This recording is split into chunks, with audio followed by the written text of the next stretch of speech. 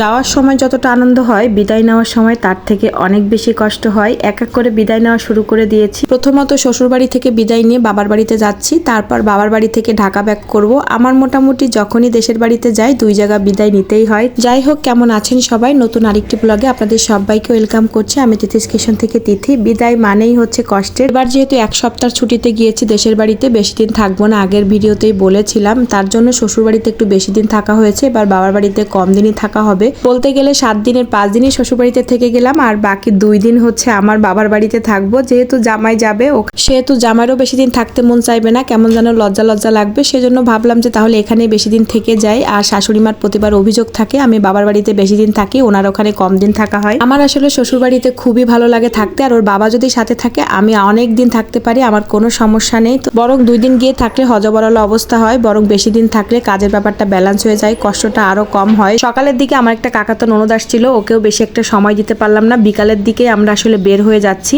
এখন কিন্তু 5টা 5:30 বাজে। আমাদের গাড়ি অলরেডি রিজার্ভ করা, কারণ আমরা যাওয়ার সময় সবসময় রিজার্ভ করে নিয়ে যাই। বাবার বাড়ির সামনে গিয়েই নামি। তো যাই হোক, 5:30টায় গাড়ি। বাবাটাকে খুব কষ্ট করে ছোট গেঞ্জি পরিয়েছি। ছোট গেঞ্জি পরা নিয়ে যে কত কি চলছে আমাদের বাসায় সেটা তো আর বলে শেষ করা যাবে না।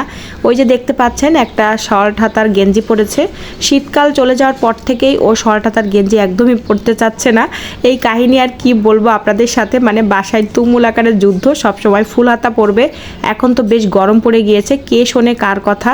তো যাই হোক, অবশেষে ঘুমের ভিতর, মানে দুপুরবেলা যে খেয়ে দিয়ে ঘুমাইছিল ওর ভিতরে হচ্ছে ওর গেঞ্জিটা পরিয়ে দেওয়া হয়েছে। এখন তারপর থেকেই ও বলতে পারছে না গেঞ্জিটা খুলে দেওয়ার কথা, কারণ মামা বাড়ি যার আনন্দ তার মনের মধ্যে একেবারে উৎফুল্ল সৃষ্টি করছে। কারণ সকাল থেকেই বলছে আমি মামার বাড়িতে যাব। ওই যে ওকে বলেছিলাম আমরা আজকে মামা বাড়িতে যাব, আসলে কি মামার বাড়ি সেটা কিন্তু আদৌ ওইভাবে বোঝে না, কিন্তু তারপরে ওই যে যাওয়া, কোথাও যাওয়ার একটা যে সুর উঠলে যে গাড়িতে করে যাব, সেই আনন্দটাই ওর মাঝে আর কি বিরাজ করছে। এবার বাড়িতে যাওয়াটা খুব ফাঁকা ফাঁকা লাগছে। সব সময় আমার দিদির মেয়েরা সব ওয়েট করে দাঁড়িয়ে থাকে ব্যাগ নেওয়ার জন্য, আমাদেরকে রিসিভ করার জন্য। আজকে আর ওইভাবে আসলে কেউ আসবে না, সেটা ভেবেই খুব মন খারাপ লাগছে। মানে এই প্রথমবার মনে হয় দিদি ছাড়া আমি বাবার বাড়িতে যাচ্ছি, ভীষণ খারাপ লাগছে।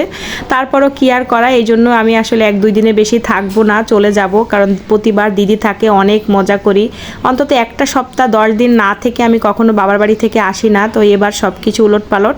তো যাই হোক, আমাদের বাজারে চলে আসলাম। এসে হচ্ছে এই দোকান থেকে মিষ্টি নিলাম, দই নিলাম। তো জামাই যেহেতু যাচ্ছে বেশি বেশি মিষ্টি তো নিতেই হবে, এটাই স্বাভাবিক। আর এই যে আমাদের বাবার বাড়ির গলি, প্রায় সন্ধ্যাও হয়ে আসলো, আমরাও বাড়িতে পৌঁছে গেলাম। মা দাঁড়িয়েছিলেন, এটা হলো আমার মা। আর এখান থেকে আমরা ঘরে উঠে গেলাম, বাবার বাড়ির ঘরে প্রবেশ করলাম। তো যাই হোক, এখন খাওয়া দাওয়ার কোনো তোড়জোড় নেই, যেহেতু আমরা দুপুরে খাওয়া দাওয়া করে শ্বশুরবাড়ি থেকে বেরিয়েছি। বাবাটার তো খুব আনন্দ লাগছে, কিন্তু ঘরটা ভীষণ ফাঁকা ফাঁকা লাগছে। ঘর ভর্তি মানুষ থাকে সববার। তো আমার ছেলেটাকে কোলে করার জন্য সবার কাড়াকাড়ি লেগে যায়। তো যাই হোক, আজকের ভিডিওটা এই পর্যন্ত। ভালো থাকবেন।